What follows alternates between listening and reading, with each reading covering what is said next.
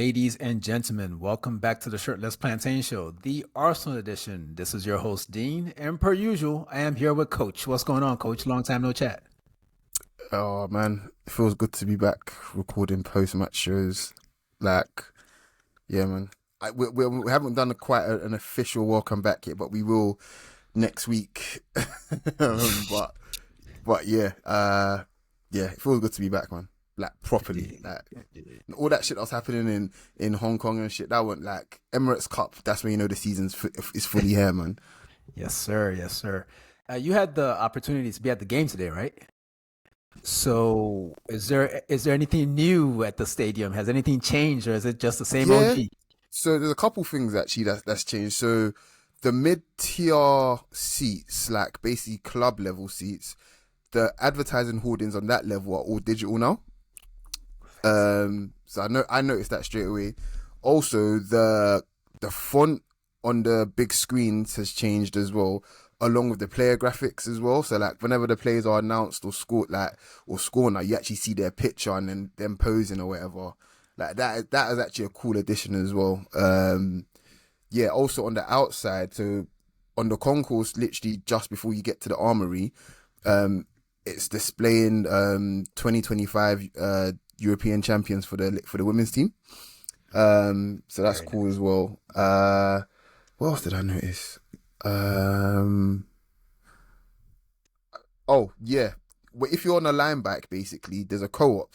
You know where we got drinks from on the way to stadium. I think the second time you came, got a Lucas's and shit like that. You Okay. probably don't Yeah, I remember, know. but Because yeah, you can't but just there say drinks basically, anyhow. People think you're a man of God. You can't just say that recklessly, okay? yeah, Lucozade, not people. drinks. Right, Literally, Bina. Lucozade. Lucas's, yeah. Okay. You can normally park your line backs right outside there. They stopped that. You got to park far away now, so that was annoying today.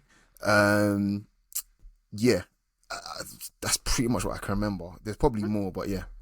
Well, you'll be back and you have more to share with us as you go to the games and whatnot. But in any event, we are here to talk about Villarreal 3, Arsenal 2. I gotta say, Coach, I did not see that coming. But before we get into the details of the game, we'll do the lineup because that's how we always start. It was Ryan goal, Ben White at right back, Saliba, Kivior, Lewis Skelly, Ethan, Norgard, Marino, Saka, Victor Gyokeres, and Gabriel Martinelli. Any surprises for you, Coach? Yeah, Gyokeres starting. That was a surprise to me, to be honest. It's very on Arsenal, like for our big sort of marquee forward signing to start the Emirates Cup game. You know, I remember when we signed Alexis and he came off the bench and the reception, like the crowd pop was like when Stone Cold Steve Austin that would come out of, like it was crazy. So yeah, I don't recall us really doing that too often. Yeah, I was a little surprised too, to be honest. But I've been looking forward to seeing the dude. I've watched his compilations over and over and over. So no complaints here. But apparently Havertz picked up a little niggle in training, so he got held off for this game. I imagine that he probably would have started otherwise. But Old Trafford awaits, so better to get better. That said, the game started. I thought the team started pretty well, pretty quickly, pretty intense, per usual. Uh, However, weirdly, given the composition of the midfield, which was Norgard, Ethan, and Marino, it felt like every time, and maybe I'm just over-indexing because of the result and what we saw, but it felt like every time Villarreal got the ball, they were passing through us a little too easily. It was like for a midfield that was sort of chosen for athleticism to back Ethan up with his creativity, it felt like there weren't enough legs in there. Like there's physicality in terms of size, like big dudes, but they're not really covering a lot of ground quickly enough for my liking. Am I tripping, or is that what did you see from where you were seated? So you're absolutely spot on. I think where we have to realize that last season when we watched Villarreal, early parts of the season, I weren't expecting them to finish in Champions League spaces, but they did. And this is a Champions League team, guys, literally a Champions League team. So they're going to look good. And you're absolutely correct. There was loads of passages of play from them in both first and second half where they were just popping it around our press, especially in midfield. And I wouldn't say we were making it easy for them, but the ball was moving really fast. I'll give them that. The ball's moving really fast, and while Norgard was really like putting himself about as much as he could, Marino, I don't think had Marino had the same sort of energy levels, we probably would have won the ball back a lot more or forced them to go back a lot more. And Ethan, obviously, bless his little heart, like he was trying as well, but that's not his job. His job's not in there to help us win the ball back. It's what he does with it. But you're right. Your observations were right. That's one of the first things I noticed, to be honest, and the fact that they physically just looked better than us. We looked second best on the day physically, 100%. That's I won't lie to you. I don't want to freak out. I don't want to crash out. It's preseason. There's another game to come, but Old Trafford awaits. So I'm gonna crash out a little bit. I'm a little concerned that this close to the beginning of the season, the team still looks like they did against Spurs a week ago. And the excuse then was that, it's Hong Kong, it's Asia, it's not real. It's real. It's the Emirates Cup. This is when we kind of get the mood going for the beginning of the season. Is this something we should be concerned about, or do we wait until Saturday to see if we should freak out or not? I think Saturday we'll see a variation of what we expect to see at Old Trafford in terms of lineup. So if we're still looking stodgy and second best, and the ball isn't moving as quick when we have it,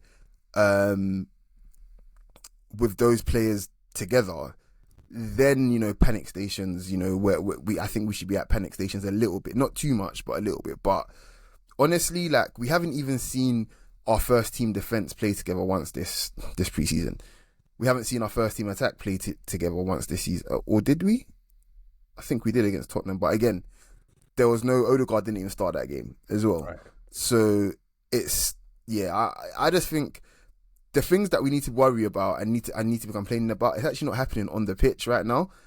It's stuff off the pitch that I think deserves a bit more attention. That will inevitably affect what's happening on the pitch. So what are you referring to, Coach? What is happening off the pitch that you think is affecting the game? I think what's happening in the negotiations room, like, forget the players that need to go out, which is important. I do think we've already shown commitment that we're not really too concerned about, one in, one out policy. We spent how much money with which players have left our club for some money this season? One this summer. So why not? Try and go and get Eze. Why not just do that and worry about the other shit later? I don't probably sound like my usual sort of composed and rational self, but I just think you've already done it, so why not just carry on? Like, you already spent this money, so why not just carry on? Let's be clear, you've never sounded composed or rational to me, okay? I just put up with your bullshit because we got to do a pod together. That said, I don't know. I'm not mad at this last, what's supposed to be the last piece of what has been a good transfer window so far, in my opinion. I'm not mad at the last piece taking a minute. I know the one in, one out shit isn't strictly necessary, but I really can't afford to get mad about that. I think, if anything, it's less about bringing the person in, whoever that is, hopefully Eberechi, and more about just, clearing the weeds, if you will. There are people at the club right now that know they're not going to be there for this season.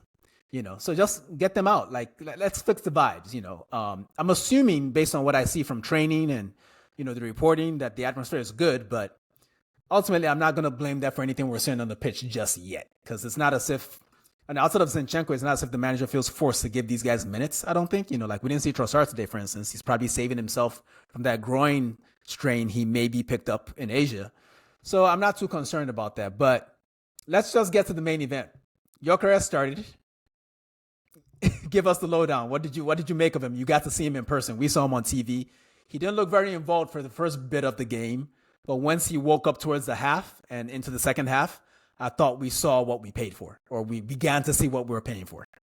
Yeah, so I had a quite a long and, I want to say at times, passionate debate with someone that you'll be seeing a lot more of, listeners, basically. And my whole thing was we should definitely temper our expectations around Gyokeres in terms of what we're expecting to see in terms of minutes, especially in the early part of the season, probably towards even the mid part of the season, and also what we expect to see from his actual play.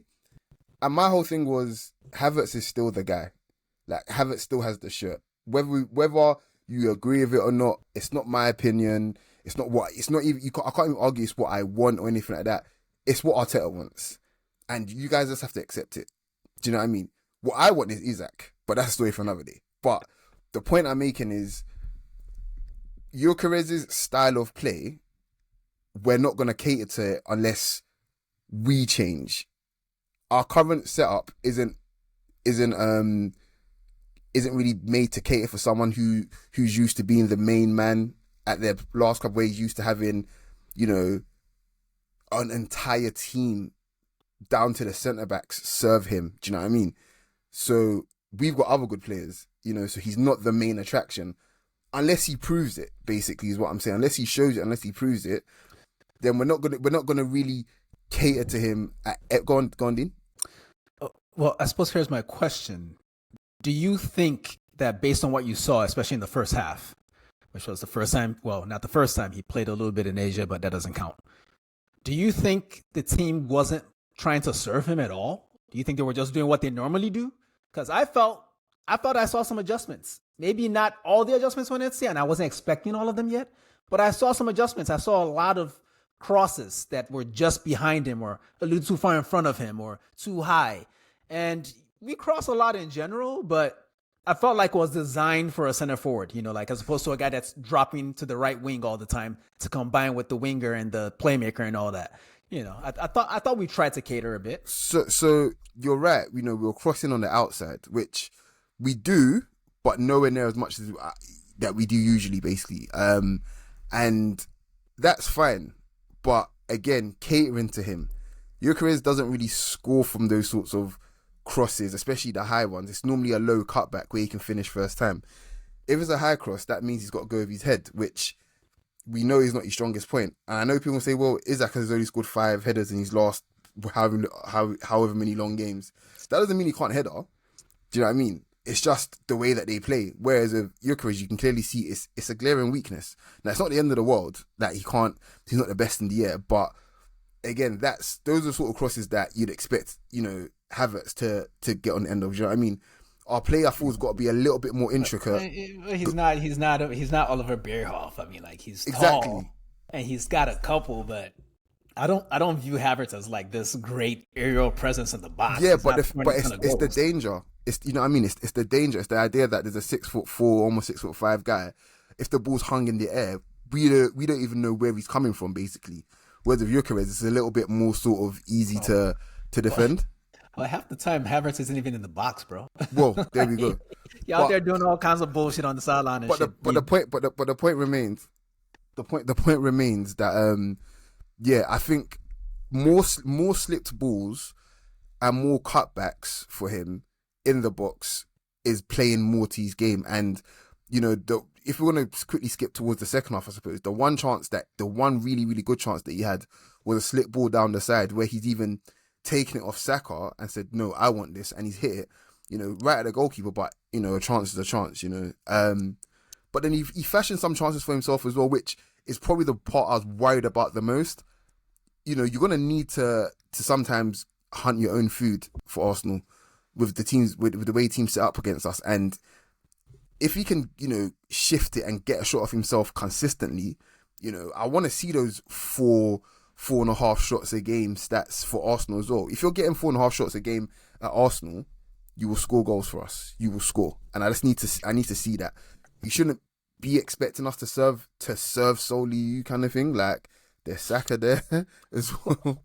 Well, to be fair, on the Saka point, on that chance you mentioned, I felt like Saka yielded for him.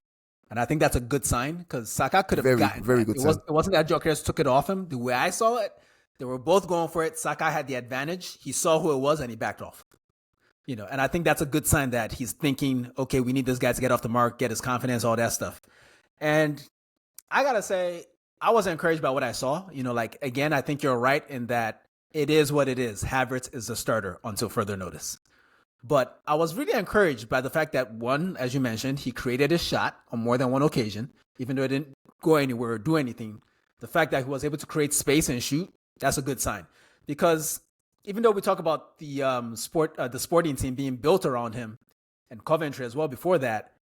When you look at the 90 whatever goals he scored, the vast majority of them are not really based on the service he was getting, at least not in the box. A lot of the service he was getting was to the left side of the pitch, then him running at somebody, then doing something. It wasn't that he was, there were some tap-ins in the bunch, there's some headers in the bunch, there's some box magic, fast feet type shit. But for the most part, this isn't a guy waiting for service. So I don't think the players around him need to change too much. I think they just need to play faster. They just need to recognize his runs sooner and reward him for the runs more often than not, in the hope that, well, he's in the game to score goals, and he's the one most likely to score goals. He's the best ball striker on the pitch usually when he's there. If Ethan isn't out there with him, which probably won't be the case very often during the season. So I think today I saw enough to be encouraged by Gyokeres, and I imagine things should hopefully get better from here. He probably needs to get his fitness up. His hold-up play definitely needs to improve, that's for sure, but we already knew that. But I found him mostly encouraging. I didn't think to myself, yeah, well, I did, like we got sold a dummy brick, fuck, like, oh my God, let's go back for Isaac. Like, I didn't have any of those feelings. That happened about other things happening on the pitch and not any specific players, but just other things happening on the pitch, such as the midfield, because again, you would think that with the selection today, there'd be more legs, but I was disappointed. And that disappointment rather, folks, extended to one of our golden boys, Ethan. The first Villarreal goal. When your team concedes a bunch of goals, you think to yourself, our defending is bad, but our game model requires the entire team to defend. And guys, frankly, coach, guys just let runners go. Like, it started from up top. And by the time the ball got to the area where the net, where Pepe put it in, and there was also maybe a foul in the box, but we're not going to get into that. By the time the ball got there, the mistakes had been made long before that, and the defense didn't really have a chance. Everyone just got pulled around, really. And, it was just sloppy. It was a second ball. And the origin of all that was Ethan not tracking his runner, And I feel as if, he's young, but I think he's been in the team long enough for that to not be happening. Am I being a little harsh on an 18-year-old, coach? Yeah, man, it's preseason and he's 18. Like, it happens. Just say he's Nigerian, you prick. Yeah, well, there's that as well. But I think this is where we have to sort of pump our brakes, because there's been a lot of people advocating for him starting over Odegaard and saying, yeah, he's ready now, like, let's get rid of Odegaard, all this stuff. And I know it's cool to hate Arsenal players, especially the good ones, for some reason, I don't know. But I'll be frank here, not just because I love Odegaard, but there's a reason why we look at our best a lot of the time when he plays, especially when we don't have the ball. And it's not even about the work he gets through just running. Like, he is so flipping clever. So he's able to organize the team. Even if we're out of shape, he's still able to help, dictate how from the front a team gets funneled to where we want them to go. And I think that's a very underrated part of his off the ball game. But I will say that the things that impress me about Ethan are probably a lot of the things that Odegaard can't do. So there's a trade-off there. But I just want to be clear here. We have both guys, so let's be flipping happy. But yeah, I think you was a little bit harsh on him, but it is what it is. It's preseason. I'm sure, I know for a fact, just based off what we hear about how these especially these young players train, is that they take stuff on board and they listen. So if he's been told about, you got to track your runner kind of thing, you can bet your bottom dollar or bottom quabber the next time he has opportunity to track his runner, he probably will. So one would hope. It just seemed like such an obvious thing to not screw up. And honestly, I haven't watched it back, but there was probably some criticism for Gyokeres there. There was probably some criticism for Saka there. To Villarreal's credit, they were really popping the ball around a little bit. And, that's usually a recipe for, rotations to get people lost, especially with all the man-on-man marking that people do these days, including Arsenal. So it can happen, but it just seemed a little too obvious. So I was like, yep, that's your man. Don't. And he let him go. And the minute he let him go, the goal was in the post, and it happened. But yeah, the goal, Nicolas Pepe. Arsenal alum scored the goal. I heard some pantomime villain type booing. Like, well, you were there in the stadium. What was the atmosphere like? I won't lie to you. I almost celebrated the goal because I was like, "You guys are idiots, man! Like, why are you? Why are you? Like, Pepe has done nothing wrong, guys. Like, we wanted him out. He didn't want to go. Like, we wanted him out because literally Bukayo Saka just ended up being one of the best players in the world, and Pepe just isn't. Basically, he's a victim of Saka's greatness, basically, more than anything. And you're booing him. He didn't leave under acrimonious circumstances or anything. Like, it wasn't his fault. He cost 72 million. And I just think, like, these are people that will happily welcome back and clap, Fabregas and shit. But you're booing Pepe, who literally did nothing. He did nothing wrong. Listen, man, I completely agree with you, but you have to understand that a lot of the people in those stands booing realize that this man gets to go home to Tiana Taylor every night. I would boo that nigga too. Have you seen that woman work? Have you seen her work? I know you haven't, because you're a good man. I am not a good person. I'm barely even a man. And I gotta tell you, bro, like, I hate that nigga. I would have booed the fuck out of him too. Especially because he fouled Miles Lewis Skelly. But I said I wouldn't say anything about that. Let's move on. Let's talk about on the ball.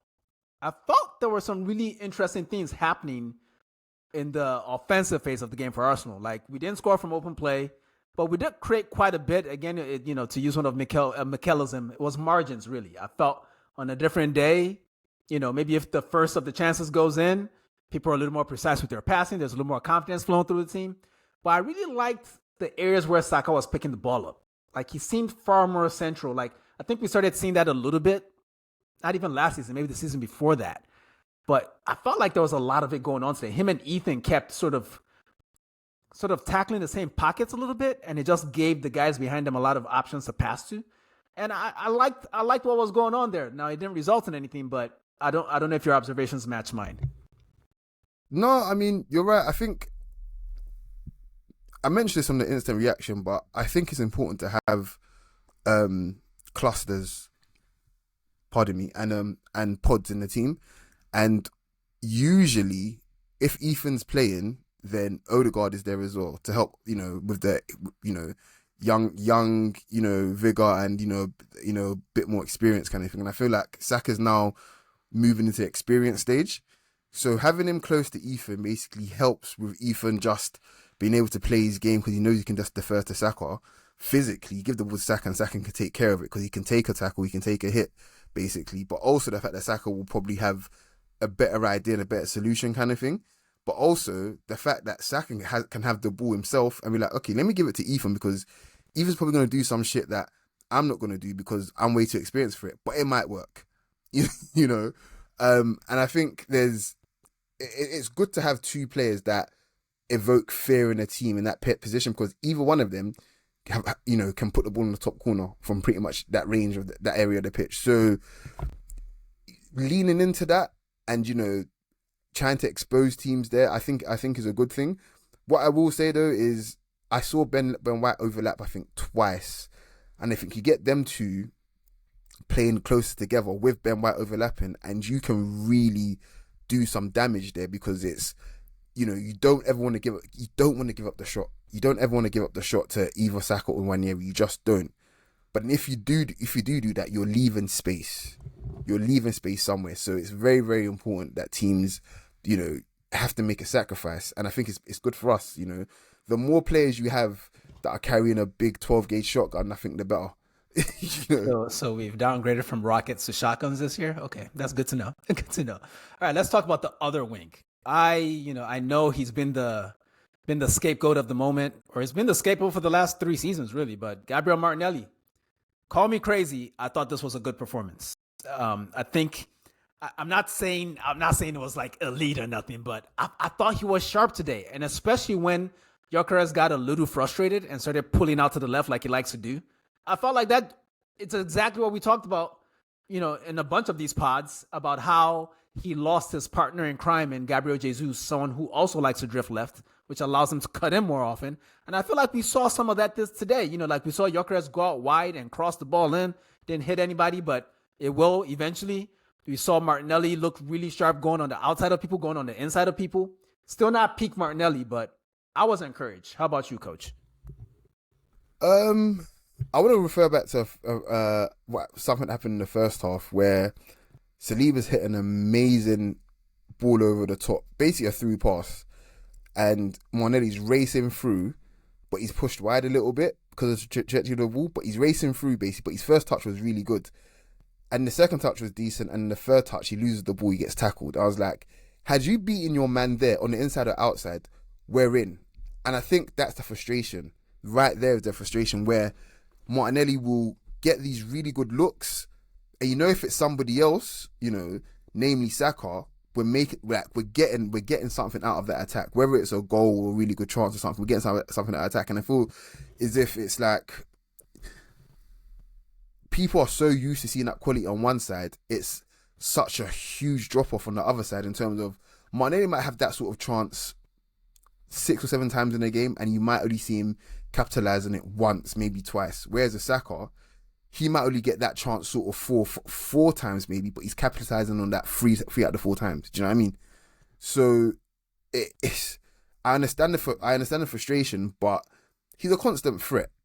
He's a constant threat getting in those positions. It's just the threat doesn't actually materialize, and that is very frustrating. And I think, again, I said it on the instant reaction, he has a lot of use for us. I just don't think the way we're currently using him is the best use for him, but also for us as well, because you have to remember as well, when he gets the ball there, Rice is around him, Lewis Skelly's around him, Odegaard could come over. He's got all these really, really good players that can do stuff with the football that the ball's not really getting back to in a quick fashion, or in a reasonable fashion, for them to really do something with it.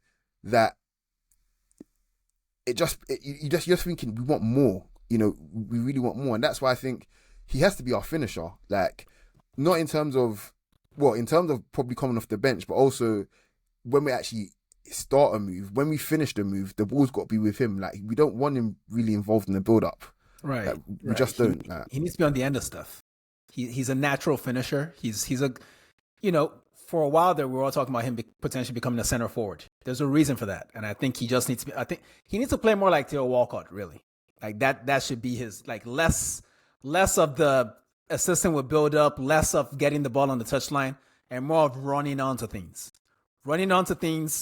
Quick decision. Like he needs to be getting the ball on the move, and he needs to be making one of 2 decisions: shoot or pass. That's literally it. Like all the rest of it, like all that other stuff is nice, but it's a useless bonus at this point. Like we're putting too much of a creative burden on a player that's not really a creator. He's a finisher. Like you have different profiles in teams for a reason.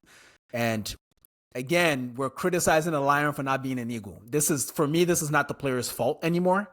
It's a fault of the system. It's a fault of the manager. And the manager should do something about it. I'm not saying he needs to be fired. I'm just saying he should do something about that. The second goal Villarreal scored, coach, was very reminiscent of the first goal. It went in from the same side of the net. I don't even really know what to say. It was very similar to the first one. Not exactly, but just in terms of the imprecise tackling and people getting dragged all over the place. And, the ball, the initial shot being saved or being blocked, but then the rebound going in. I'm not really sure we need to delve into it too much. I don't even know who I want to blame because I just kind of looked away, but go on, coach. I will say this is where you miss Gabriel's leadership. Because on both occasions, I think the ball doesn't even get to bounce the second time. If he's there, the ball just goes. Or he wins a foul because he's got himself between man and ball, basically. And Saliba is generally one of the best defenders I've seen in forever. But I'm not sure he's 100% a leader just yet. And leadership skills doesn't require all the silky skills or just, amazing, physical presence and, great decision making and composure. Sometimes being a leader is just recognizing, oh my gosh, if I don't take care of it, we're fucked, basically. And I don't feel like Saliba always takes responsibility there. I'm not saying it's a bad thing because you have, like you said earlier, we have different profiles in team for a reason, kind of thing. The leader's the leader, or the main leader in a compartment of the team, like the defense, is the leader for a reason. I feel as if even if Gabriel can't get to it, he'll recognize it and make sure somebody else can. I don't feel like Saliba is really that sort of player, which isn't particularly a bad thing. It will come with age, I think, but I just think, yeah, both goals probably don't happen with Gabriel on the pitch, I think.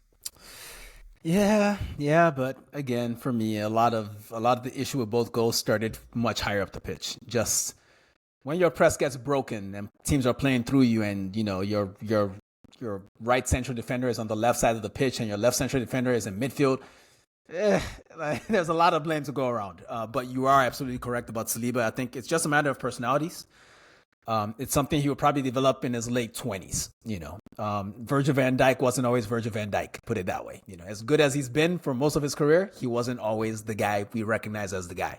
Rio Ferdinand and Vidic, they were not equals, in certain respects. They were both very good players, but one was the leader and one was the follower, basically.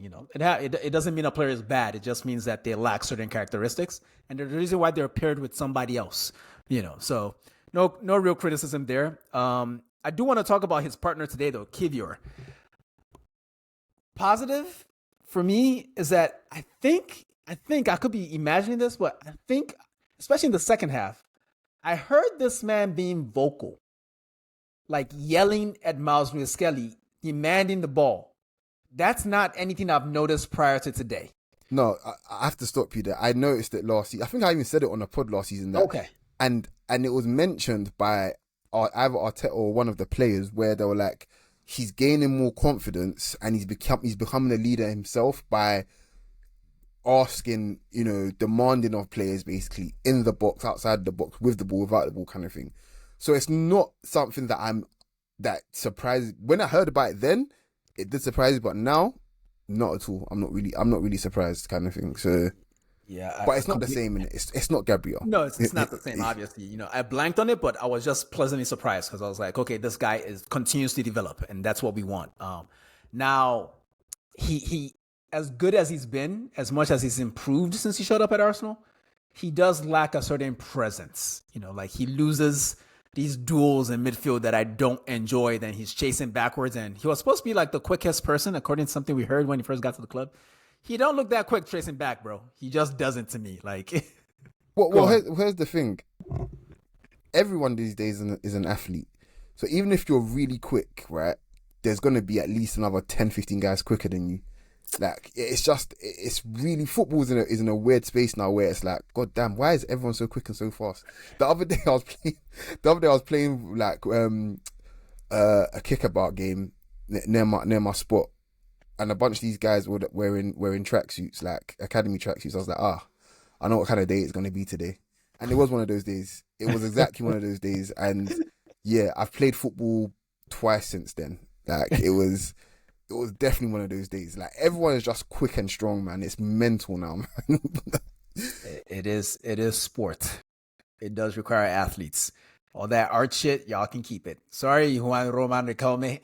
It's over for you niggas, man. Yeah, Juan Roman Riquelme wouldn't. Max Dowman would make this guy look like the child, like basically. You're gonna get to that in a minute. We scored a goal. We pulled one back. Corner kick. I don't think there's much to discuss there. I mean, it's good that Norgard scored it because we know that from Brentford that he's pretty good on set pieces. And it was nice to see the team respond because they did respond to both goals, and it was nice for them to get a result. But we also know that Arsenal can convert set pieces. So I don't think there's anything remarkable there, but I do want to acknowledge the fact that he scored his debut goal for the club, and we hope to see many more in the future, so shout out to him. That took us to the half, and we started the second half with substitutions. We saw Mosquera coming at right back for Ben White, and Zubimendi came on for Norgard. Mosquera coming in at right back was interesting. I think that's just a function of the levels of fitness and all that, and we know he can play there as well. I liked what I saw of him. I don't expect to see him there very much moving forward because it's Ben White, it's Timber. But it's nice to know that he's that flexible. He looked comfortable there, I thought.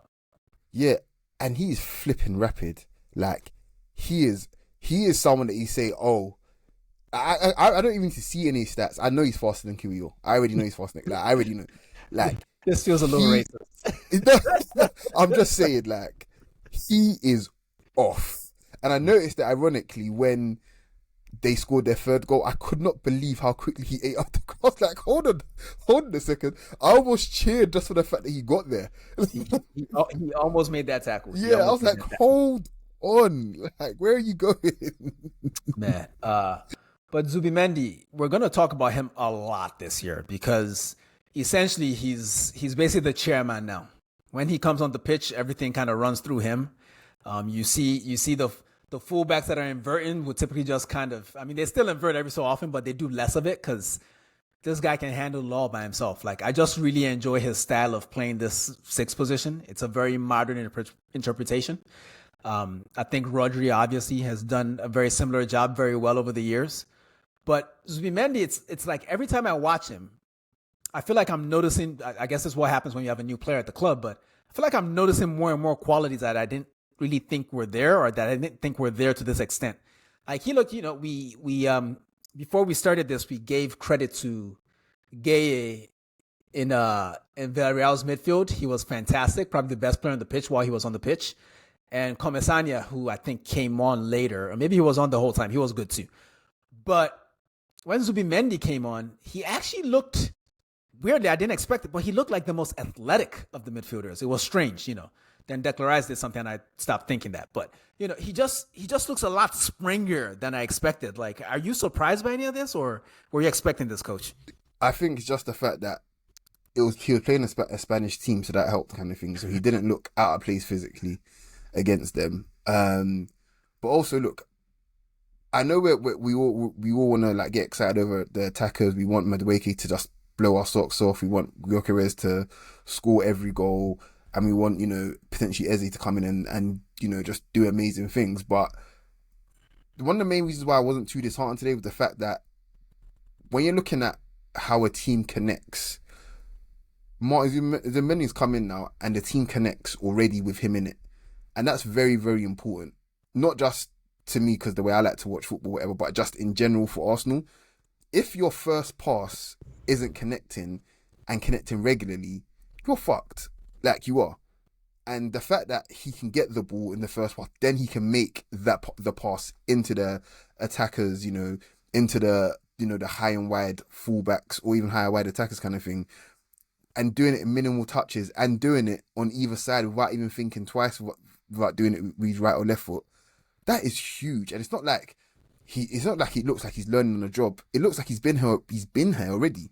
That is very, very huge. So while there might be some other teething problems with him, I think when we have the ball, I think we're already set, to be honest. And I say that as we're already set, as in we're not really going to see a drop off from what we saw last season, but there's scope to improve because he's not going to be the finished product with us in this midfield in 3.5 pre-season games or whatever.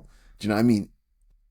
I want to see him literally by game 20 and game 20, game 25 and see just how well he's adjusted, because I think he's going to really take this midfield to a new level for us, genuinely. I love him, and he has already changed my life, and I humbly await more changes in my life. He's a fantastic footballer. I will say, if I have a criticism, or not even criticism, feedback so far, I think in and around the box, he can be more aggressive. There's too much deferring from him. Like, he has opportunities to start making the difference offensively. Like, he hasn't really, I think in the Spurs game towards the end, he had 2 opportunities to shoot. And I think one got blocked, the other one went over the bar or whatever. But outside of that, he hasn't taken advantage of those opportunities. He needs to be shooting in and around the box. Like, enough of deferring to people. Like, when it's their shoot. We don't need another shooting allergic motherfucker, man. But I'm sure Gyokeres will fix that. Shame for Gyokeres that when he created his best chance of the game, the one we talked about earlier where Sakai yielded to him, the next minute, the subs had to come on. So he had to go off the pitch. And I'm sure he was thinking to himself, like, I was just getting started, like, great shot. But we made 6 substitutions. Oh, go on, coach. I was going to say, I think one of the main reasons why Arteta got him off is because, keeping it a buck, he's a little chubby right now. Like, genuinely, I think he's a little fat. Like, I don't mean fat as in, oh my gosh, because, if I'm calling him fat, then what the hell am I, basically? I get all of that. But what I'm saying is, like, for a footballer and for what I expect from him, like, he doesn't look as trim as he did last season, for sure. To me, at least, like, he doesn't look as trim at all. And what? I think the closer he gets to probably, I want to say, the Ben White sort of build, the better for us, basically. The more danger he can cause. I do want to make the point that I think just genetically speaking, and sorry Americans, I know we're not talking about genes right now, or we don't want to talk about genes, but we're going to talk about some genes. I think he's just a blocky ass nigga, man. He just one of those square built type niggas, like like when if you've seen him without his shirt, he's cut, but when you look at his waist, it's actually just kind of thick. He's just, and I hate to be talking about another grown man Pause. like, but yeah, thank you. But he's a brawny dude. I don't think he's ever really gonna be Ben White built. Like Ben White seems like a naturally lean dude anyway that gained a little bit of extra muscle to play center back. Then the new manager was like, no, we want you at fullback, so we need you to trim down a bit. And I'm not sure. I'm not going to say it was easy for him, but it was probably more natural for him. Gyokeres is he's just a thick dude, man. Pause. So I mean, he may need to drop some lbs to move a little faster, but I don't think he's ever gonna look like super trim. He's just not one of those guys. I don't think. I think he's a bit like Wayne Rooney was, but Wayne Rooney was actually just. Wayne Rooney was a genetic freak, let's be real. And if he took care of his body, he might have retired us all, if we're being frank. But thank God he didn't. Thankfully, he did not, indeed. But we had 6 subs around the hour mark. There was Kepa for Raya, Odegaard for Ethan, Timber for Saliba, which moved Mosquera in field. Big Gabby came on. Very welcome sight. Nice to see him. Came on for Kivior. Saka went off for Dowman, and Rice came on for Gyokeres, which put Marino up top. And that's when I realized that there might be something wrong with Kai. And I found out later that he picked up a niggle. This whole Marino up top thing, man, this is just like a serious option that we do now, huh? Yeah, I was sitting there thinking, wow, we're really an injury to Kai Havertz or Gyokeres away from having Marino as a second choice striker again. That is not a place you want to be in. Yeah, but how bad is that though? How bad is it? It's very you can't bad. carry all the players. Like, what are you gonna do? I mean, it would be great if, Gabi Jesus hadn't injured his knee again, because him being a third choice striker is flipping amazing to me. So yeah.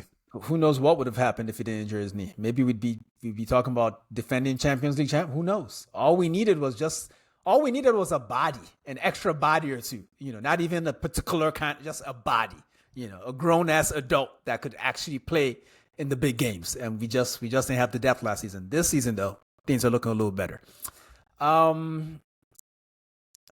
Yeah, Rice came on, and I remember thinking like, okay, the things that happened in the first half where we're getting pulled around a lot and, people were struggling to get back because even though they're big physical players, they don't necessarily have legs. I'm like, this is a wrap now that we have Odegaard on the pitch, we have Zubimendi on the pitch, we have Rice on the pitch. Then Rice went up to press and got absolutely cooked by Komesanya. And he played the most beautiful through ball to Danjuma. And you mentioned it with what's his face? Mosquera almost made it there, but I can't really fault Kepa for not saving it, and I can't fault. Honestly, the mistake was made when Rice got cooked, and from there on, it was like we're lucky if they don't score. We weren't lucky. Any concerns that Declan Rice isn't quite looking himself? He does get cooked on occasion because he's human, but not in a position like that. No, not really, because it's still pre-season, man. Yeah, he's not fit yet. Yeah? He's not even fit yet, I don't think. This is what I'm saying, like, what it's like when Declan Rice is fit. Like, he would have had his 12 pancakes and shit. Like he would have, I'm not even worried. I'm not. The things that worried me about the Arsenal performance and some of the players kind of thing is shit that I feel as if can be fixed relatively easily. Like, if we weren't connecting from midfield when our first choice midfielders were on, then I'd be worried. If we weren't able to get the ball to our good players and create danger, then I'd be worrying. But we were just not at the speed that we wanted to and consistently. But it's all still there. It's just quite stodgy, Yeah. Yeah, for the record, Arsenal had 17 shots in this game, 7 on target, 57% possession, 450 passes, 90% pass accuracy. That's not so bad. 6 corners, that's not so bad. Statistically, it was a decent performance. We just a little fine tuning. Ideally, we'd be converting a lot more of these chances. We didn't today, but I don't think that's any reason to freak out. Arsene Wenger used to say that you only really want to bring in 2 to 3 guys over the summer. We're bringing in 6 and maybe a 7th. Some people are dreaming about an 8th even.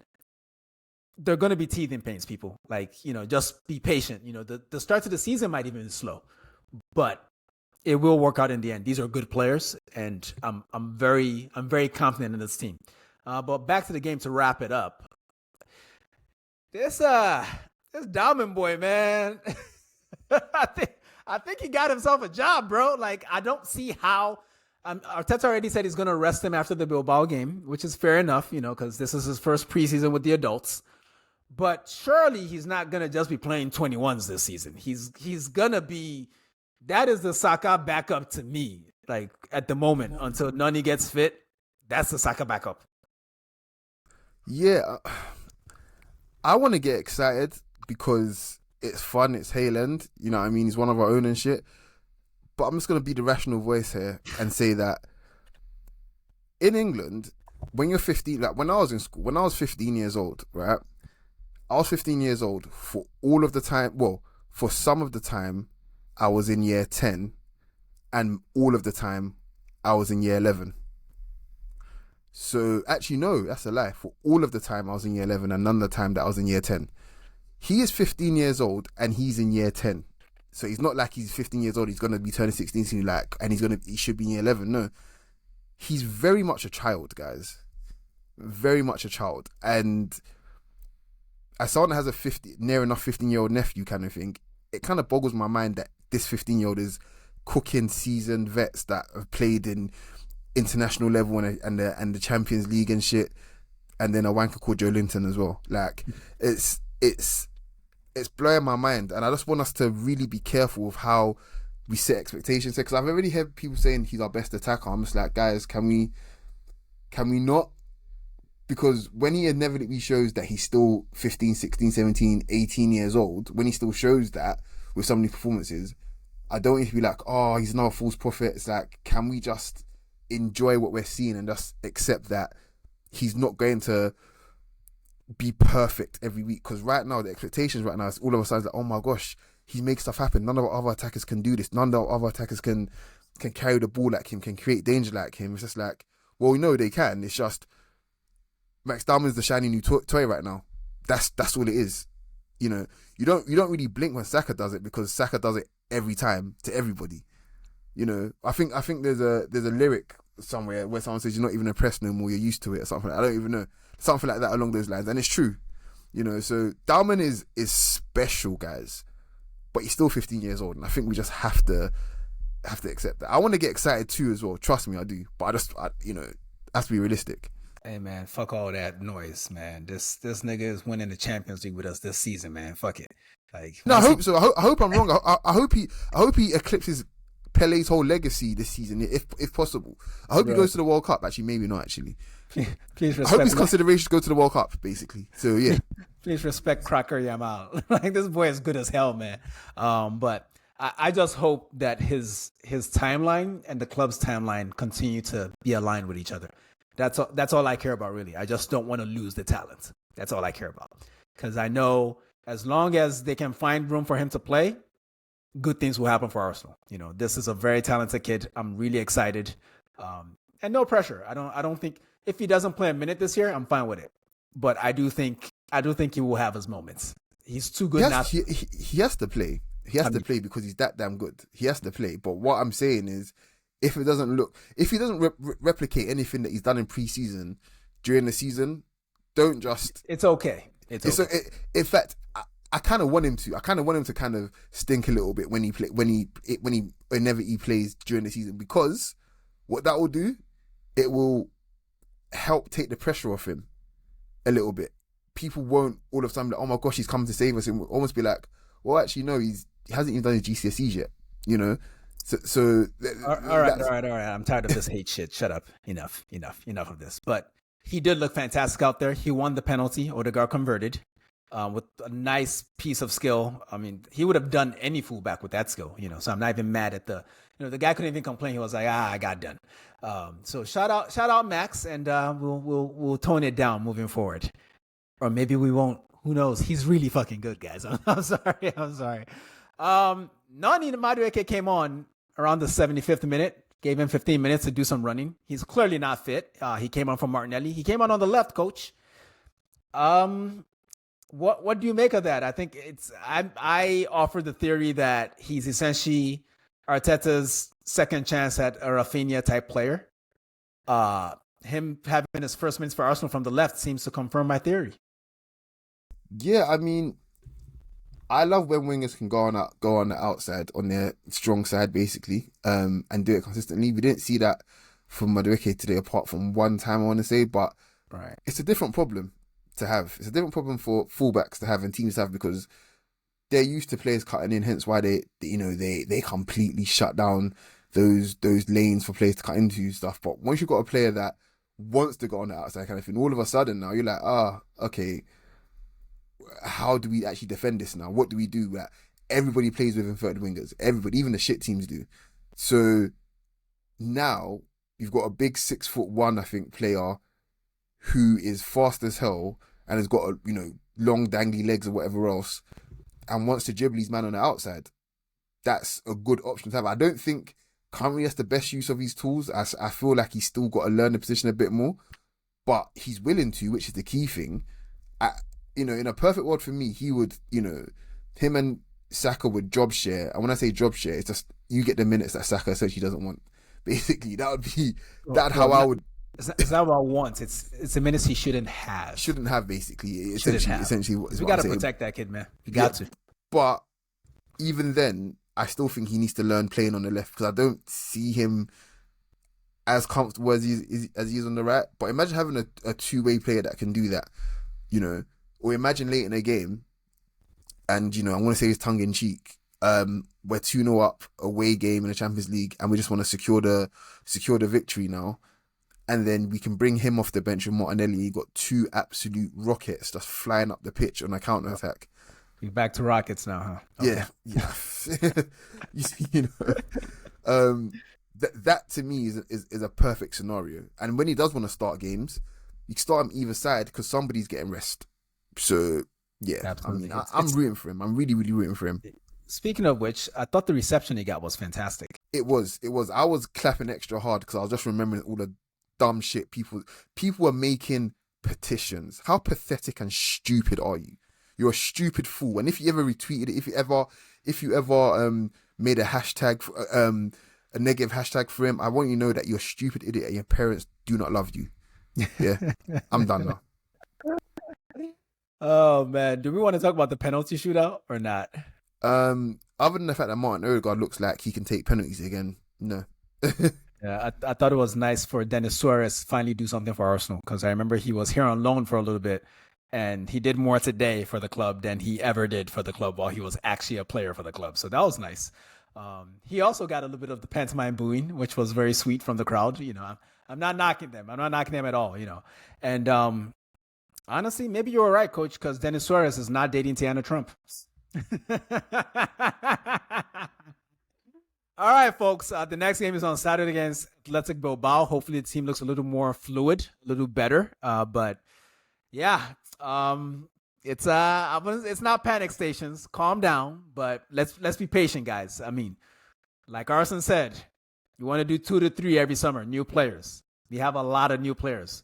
We have players with different styles. We're evolving as a team, so we need to be patient a little bit, and hopefully, we already know what works. We have the Havertz solution already, and hopefully that can get us through the first couple games while we figure the rest out. But I do think Mikel Arteta is way too sharp not to figure it out quickly, I think. Coach, any last words for the folks? Yeah. Thanks for listening. Like, share, subscribe, and look out for some good stuff coming this season. Indeed, good stuff coming. We it's not gonna be your everyday regular season like we gave you the last couple seasons. Like this shit about to be lit, people. I'm telling you. And I know I've lied to you before. And by the way, if I owe you something in the mail, I didn't forget. I'm just old, okay? I got you. It's just gonna be late. In any event, I'm personally gonna go to Houston myself and collect the stuff. Where I live, nigga. I don't live in Houston. Where you used to live? How about that? Because you probably that's where you probably left all of their stuff. So I'm going to personally get over there, grab the stuff that he hasn't sent, and deliver it to you myself. How There about you that? go. So, personal delivery, the SPS touch. Yep. All right, coach. You know what? Tells people, let's get out of here. Peace. Hey, folks, this is Dean from the Shirtless Plantain Show. Don't forget to subscribe, comment, and follow us on all our socials. You can see them right beneath our recordings in every video. Thanks again, and see you on the next one.